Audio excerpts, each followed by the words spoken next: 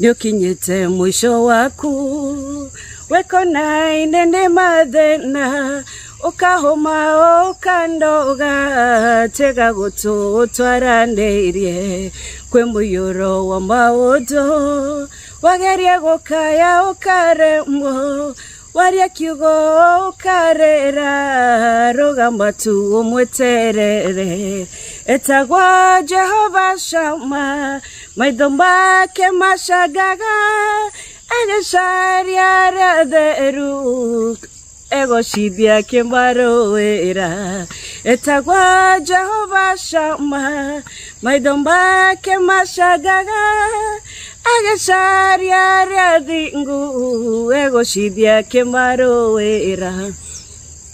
Good morning. It's morning here, and I just wanted to stop by and do this video. I need to share some things and also clarify some things. Yeah, the song I just sang is Ruth Wamoyo's Jehovah Shammah, and it says that the Lord, you know, despite all your problems, the Lord is always has his eyes always looking around or roaming around the world, looking for the righteous so that he may glorify himself as he fights for them. Okay, so the Lord is a mighty man in battle. Okay, it's not you who is fighting. You're going through all these problems and so much spiritual battle, yeah, but he is fighting for you and he's faithful to do that. Yeah, so I know some of you guys are crying, you know, and you know, I've gotten some messages to pray and all of that, and I'm telling you, it doesn't seem like it, but this is a hard job what I'm doing. God has had to raise intercessors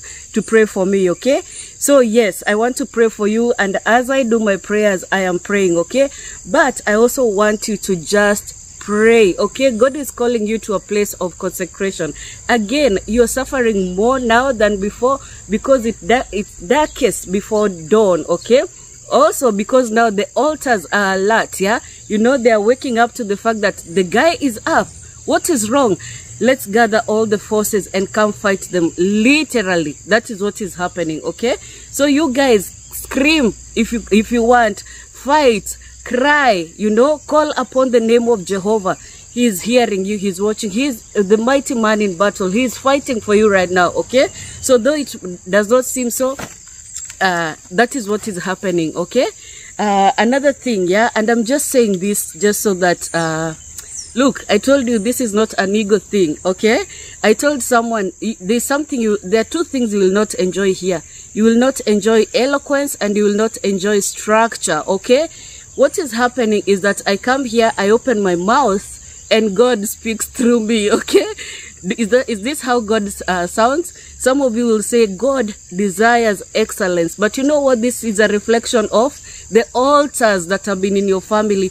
People try to talk, they talk Madagodanio. The Gikuyus know that. It's like you're conflicted in your talk. Okay, so this is what has been on your family. Altars that sit on you, they put they put a foot on your throat. Okay, so you cannot speak, and you find some people will stammer. Okay, Moses had to be given Aaron because the guy could not speak. Whenever he spoke, he stammered. Okay, and still God was using who? Moses, not Aaron. The Aaron was just a spokesman. Okay, now yesterday I had a dream and it was just so revelatory. Okay, and one of my teachers is very learned, very eloquent. She teaches in point form. Okay, very edifying. Now I want you guys to go watch her because she is teaching. She's showing the prayers that to pray, which prayers to pray, and she's making everything just so clarified. Okay, you may not even understand her at your level because God is manifest through me. This is a manifestation of what the altars do. Okay, so I know you guys are not watching all the videos. There are videos I've tried to explain, yeah, that I am not a good talker. Okay, and at some point I was like, God, are you sure about this? And God showed me a long line of crippled people, bandages over their heads. their arms, their legs, even their waistlines, you know, broken, totally damaged, yeah, like in the spirit. No, it was being shown like it's on the physical, yeah, but he was showing me that dream of people lining up to come seek this salvation. Because you may not know it, the altars that affected your parents' marriage and your grandparents' marriage and the grand before that, you know, in operation in your marriage, in your life, even as a young girl, they're just waiting for the right time, because there's a set time to be attacked, but there's also a set time to be redeemed. Okay, now it may seem like, oh, you don't care, you really shouldn't, you know, you don't think you should make you know, effort to make notes and all of that. Look, I wish. Now I'll tell you how this started. Yeah, so I've been in consecration, yeah, and in this time there was so much battle. The devil did everything he could do. He attacked me in dreams, in you know, my body, my skin, everything, yeah, and most of it was being done through food. And I was like, okay, God, because in every season you do not even know what God is doing, yeah. So I was like, okay, now mostly I always want to eat ugali and all of that, which is not good for my liver. Cornmeal is not good for your liver, okay? But sometimes I'm just so desperate during warfare, so I'm like, that is the only thing I can eat, yeah, and feel full. So I will eat and keep eating, okay? And then up to some point, I feel now all that, when now the light is coming in, all that, you know, desire is taken away, yeah? And God may not want me to fast, because like when I was learning from African Girl Empowered, I went straight into fasting, yeah? And even there was an issue that, you know, I was dealing with, you know, and I went straight into fasting, and I cried and I was petitioning, and, you know, and God, you know, did something like this. Tap, Amka, go and eat. You know, it is not fasting time. Apparently, I had done all of this, yeah, in the time of consecration. It was just the heat, you know, being increased so that I may stop what I am doing. So I said even before, in this year, God hid what he was going to do. Would I, if I had been given a choice, would I have come and did these things that I'm doing in this season? Surely not, yeah. So, in the initial stories, yeah, I had shared that when I was pregnant with Tamwa, there had come an opportunity for my husband to go to Birmingham, okay, UK. So we couldn't afford it, yeah. It was a lot of money. We couldn't afford. We tried even selling property at that point. It did not work, okay. Eventually now God would make a way to Canada, and it was all fully paid, except now for all the expenses, yeah. And you know, figuring out how me and the kids would be left in the initial months, yeah. Now, we forgot all about it, okay? Birmingham, UK was in the past. But now, in this season, because God is always working, even if it doesn't seem so, okay? So stop crying, all right? Focus, read your scripture. You will see what God is doing. So, my husband's job is like, there's a conference in Birmingham, UK. Would you like to go? It's like, yeah. And then there was like a battle, yeah? He's always going to conferences whenever he's sent, yeah? Then it seemed like, oh, he no longer wants to go. He wishes there's a way out. And, you know, sometimes I would tell him, just tell them you don't want to go. Somebody else can go. And he's like, I already gave my word. Okay. He's a man of his word. So I already gave my word. Okay. And I would say, oh, I wish I could go with you, but I did not have the papers needed. Yeah. I was in between some papers that were needed, and I couldn't apply because I had to wait for something, yeah? So it's like, yeah, I would want to go with you, I wish, but let me go. I will tour and everything, and then I will come take you, okay? And he's always more comfortable taking us to a place where he has been. It's like for him, he has to do like this spiritual thing, cleansing for us, yeah? Something even he doesn't understand, but it's always been like that, yeah? So he was supposed to go for 6 days, from September 1st to September 6th, yeah? So I'm there like, I really would have wished to go to UK, yeah? I really have always wanted to go to UK to tour, okay? And now, as he's, you know, booking flights and everything, I come to learn he's going for 10 days, because he's telling me I will be in this place for 6 days and then I'll move to another place. And I'm like, dude, why are you extending? And we're not even together. And it's like, there are these places I want to, you know, travel and see. But, you know, I don't have any other chance. So this is the chance. Yeah. So I took some extra days. I'm like, no, I'm not comfortable with this. Why? What is going on? Yeah. It's like, come on.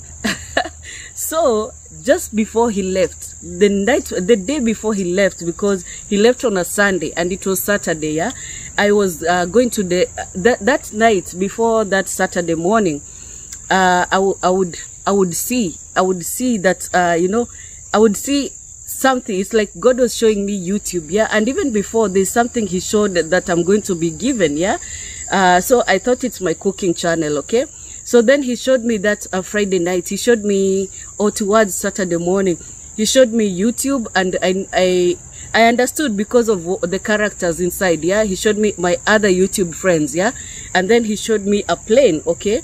And so in the morning, I was trying to, you know, tell my husband about this. I told him, I think God is going to do something with this YouTube, because he showed me what, you know, this is, yeah. You know, he showed me some, so I described the dream to him, yeah. And he's like, oh, wow, okay. And I didn't tell him I saw a plane. It's like, when you're going is when I will, you know, get this thing, because I was thinking it's receiving, yeah, not giving.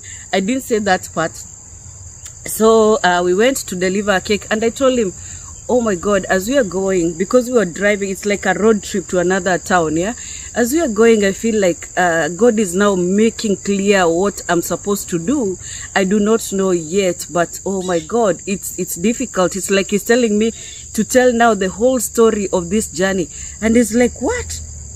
Whole story? Just know some things are private. And I'm like, yeah. I need to listen and hear what he's saying, so that, you know, I deliver the way he wants it to be delivered, okay? And so he's leaving the next day, and somehow he relaxes, and I could tell this is not from what I've said.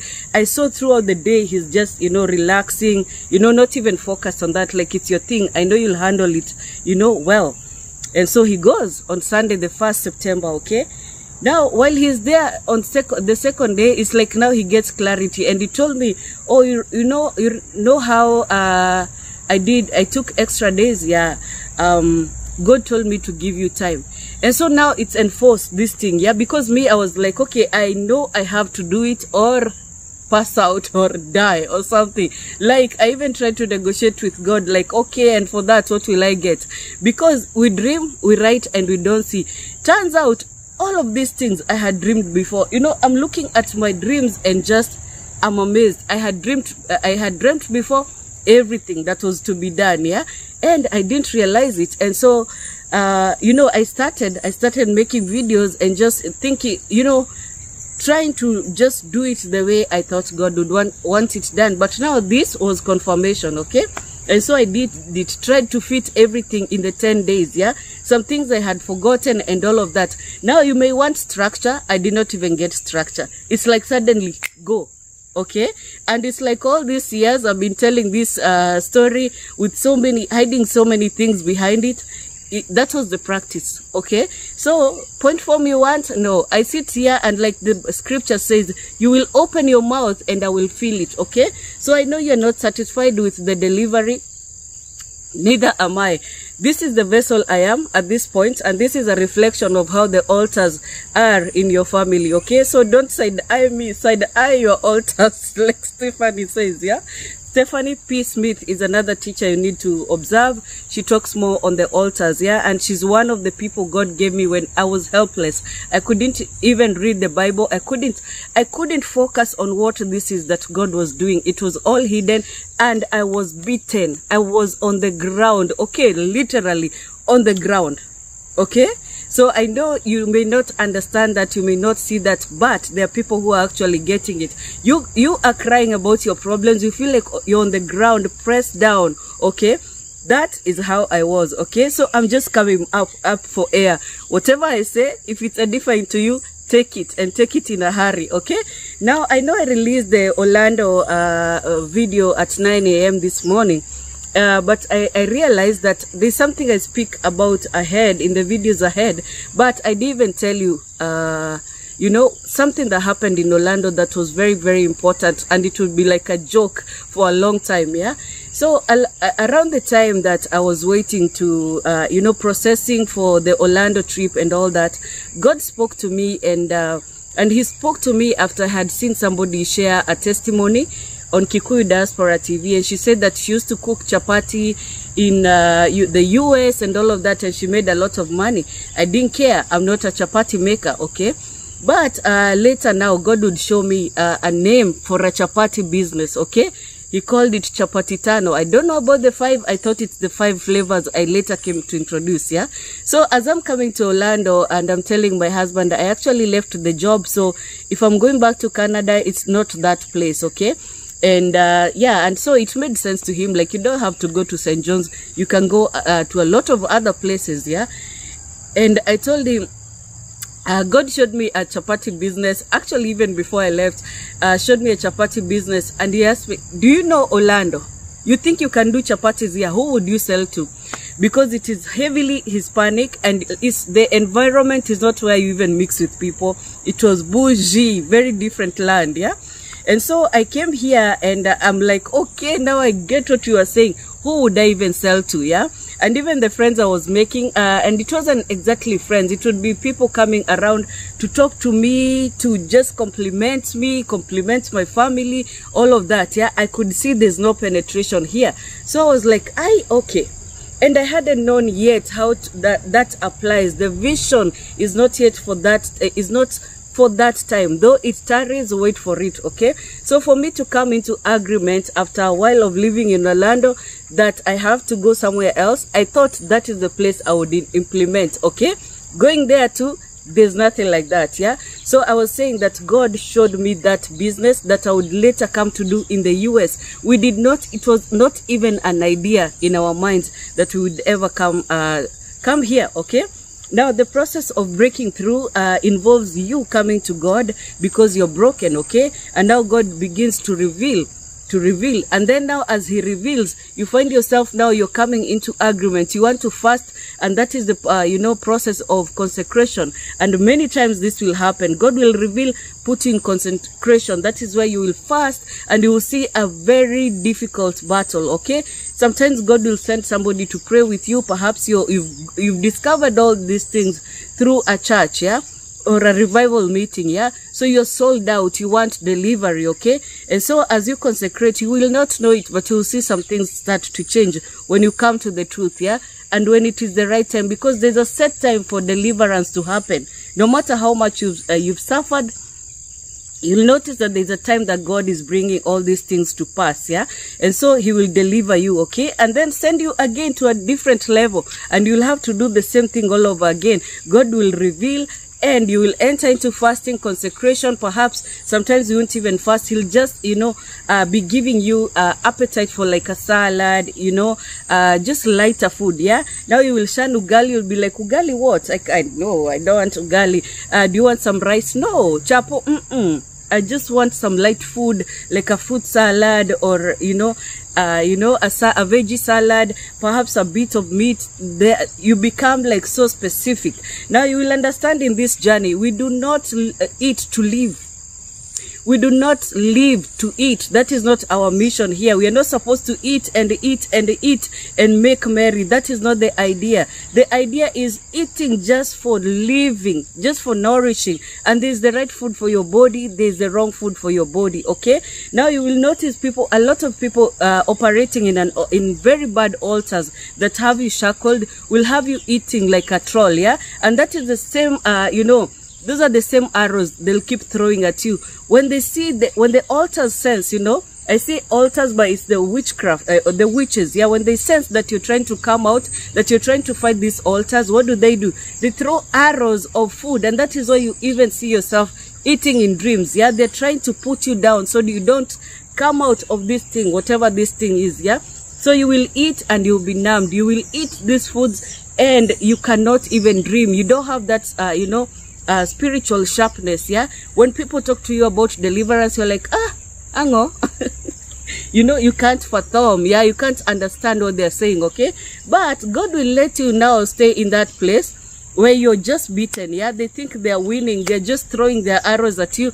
And, one time I'm doing my YouTube channel, the usual just cooking, organizing. I want to do that, yeah? And even as I'm editing, I'm like, wow, my pimples are showing, my blackheads are showing, my skin is looking bad and all of that. And still, that is the thing I want to desire most to post. Turns out that the witches are watching and they're like, wow, yes, it worked, yeah? Look at her pimples, look at how ugly she is, yeah? She looks like a troll. You know, she looks like a toad. That is what we want. It worked. High five, and they go to relax. Now in that time, now God puts you back into that place, yeah? And he will allow you sometimes to bring your face ugly like this. And you're like, why can't Nduts take care of herself, her skin? You know, with all the information out here, why can't she do that? I am a vessel, guys. I am a vessel, okay? So God will do what he wants to do, and I am totally sold out. You understand? So yeah, God will want them to see you in your ugliest, you know, at your ugliest sometimes, and it is all right. You guys realize that even the talk, sometimes you're trying to get a word and you look so stupid as you're delivering that, yeah? Let me tell you, some of the most people who are most afflicted where language is concerned are the Gikuyu, you know? Even here abroad, they cannot put two sentences together and they still will face that Mzungu man and work. Sometimes you speak with them, all they can do when they are speaking to another is Gikuyu language, yeah? Now let them come around me and I can't even speak in Kikuyu well. No language can I speak properly. You understand? But still, we are here. God is using different people, okay? Some are very sharp and learned. They are teaching, as you know, teaching as well as they would teach a 2-year-old, okay? Me, I'm reflecting your altars, okay? This is the confusion you've seen at your home. This is the, you know, the thing you saw with your aunts. They cannot, you know, speak properly. And sometimes they get frustrated and they're like, dikwaria rege. I've seen that with our people, okay? But levels, okay? As you serve as one vessel, God, let me tell you, everything God put in you, when it's coming up again, because now you're awakening, yeah? You'll find that you speak better, you do better, okay? One time I'll be like, what ugali, you know? I do not do that, you know? And even if I eat, I'm able to portion, okay? Not eating like, you need that, a space filled, a vacuum occupied, yeah? So it is not by power, nor is it by strength, but by the Spirit of God, okay? I'm going to leave this here. I hope you guys get to watch. And don't overthink what this is, yeah? Just let the Holy Spirit work. And again, I told somebody, this is like the Bible, okay? When we read, some places are so boring, some places are so confusing. You put your Bible down, okay?